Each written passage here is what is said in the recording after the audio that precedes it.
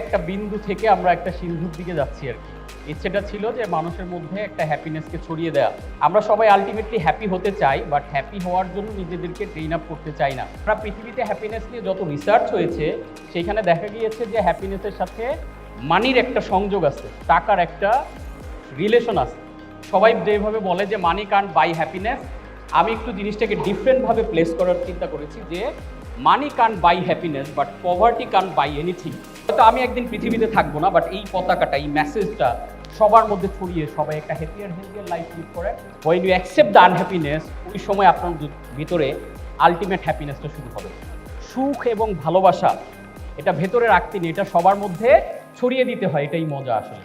আমরা ছোট্ট একটা উদ্যোগ হাতে নিয়েছিলাম যে 10 লক্ষ উদ্যোক্তাকে আমরা ট্রেন আপ করবো, এবং এই উদ্যোগটা আজকের এই 7 বছরে পদার্পণ উপলক্ষে আমি যেটা ঘোষণা করতে চাই, আমরা 10 লক্ষ উদ্যোক্তাকে ফ্রি প্রশিক্ষণ দেবো বাংলাদেশে।